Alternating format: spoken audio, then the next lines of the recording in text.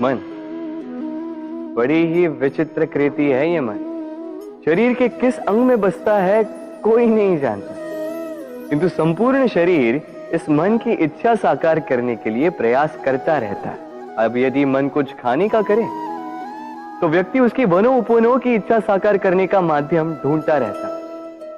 अब यदि मन किसी को शत्रु समझ ले तो व्यक्ति उसे नष्ट करने का हर संभव प्रयास करता है।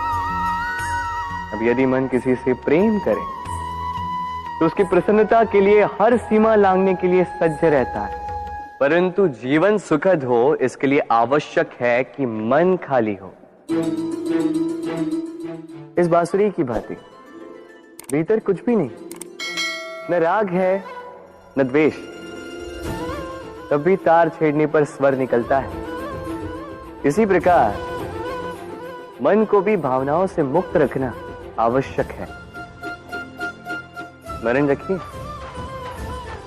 मन में कुछ भर के जियोगे तो मन भर के जी नहीं पाओगे। राधे राधे। जब से मनुष्य जाति का अस्तित्व बना है तभी से युद्ध भी अस्तित्व में आया। युद्ध जो कभी धन का द्वंद्व बनकर सामने आता है तो कभी सुरक्षा का हथियार बनकर, कभी विजय की भूख के लिए तो कभी पराजय टालने के लिए। किंतु वास्तविकता तो यही है कि यदि आपको आगे बढ़ना है तो बाधाओं से युद्ध तो करना होगा। परंतु युद्ध के लिए सज्ज रहना इतना महत्वपूर्ण नहीं है जितना महत्वपूर्ण है यह समझना कि युद्ध को टाला कब जा सकता है। क्योंकि सबसे सफल युद्ध वही होता है जो कभी लड़ा ही ना जाए। आप युद्ध में विजय प्राप्त करके स्वयं का मान तो बढ़ा लो, किंतु अपना बल खो दो। इसलिए जहां तक हो सके युद्ध को टालो, इस शक्ति को संग्रहित रखो, ताकि जब ये युद्ध धर्म बन के सामने आए आप उससे पूरे बल के साथ लड़ सको। राधे राधे। संसार में सबसे बड़ी शक्ति क्या है? अब आप में से कुछ कहेंगे शस्त्र की, कुछ कहेंगे शास्त्र की, कोई कहेगा बुद्धि की, तो कोई कहेगा बल की। किंतु ये सब अधूरे हैं। संसार में सबसे बड़ी शक्ति है मित्रता। यदि सच्ची मित्रता प्राप्त हो जाए तो वही सबसे बड़ा धन है। जब आप कठिनाइयों में होंगे तो मित्रता शस्त्र बनकर सहायता करेगी। मार्ग भटक जाओगे तो मित्रता शास्त्र बनकर आपको राह दिखाएगी।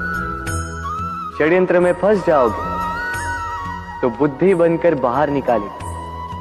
अकेले हो जाओगे तो ममता बनकर साथ निभाएगी। तो यदि इस संसार में कुछ कमाना है तो धन नहीं, मित्रता कमाओ। और स्मरण रखिएगा, यदि इस संसार में मित्र बनाना आपकी सबसे बड़ी दुर्बलता है तो आप इस संसार के सबसे शक्तिशाली प्राणी हो। राधे राधे। मनुष्य का स्वभाव है कमाना, संग्रह करना, फिर चाहे वो धन हो, नाते हो, संबंध हो या हो प्रसन्नता। परंतु क्या आपने कभी सोचा है नियति ने यह संग्रह करने की प्रकृति मनुष्य में क्यों डाली? एक बीज से पौधा पनपता है, उसके भोजन से फल संग्रहित होता है। क्यों?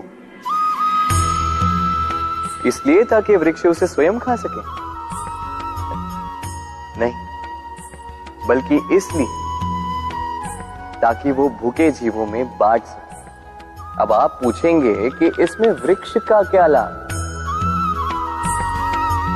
लाभ है, क्योंकि जो बांटता है वो मिटता नहीं। जो फल ये जीव खाते हैं वो उसके बीजों को वातावरण में बिखेर देते हैं, जिससे जन्म लेते हैं नए वृक्ष। उसकी जाति, उसका गुण, उसकी मिठास अमर हो जाती। इसलिए स्मरण रखिएगा, अमीर होने के लिए एक एक क्षण संग्रह करना पड़ता है, किंतु अमर बनने के लिए एक एक कण बांटना पड़ता है। राधे राधे।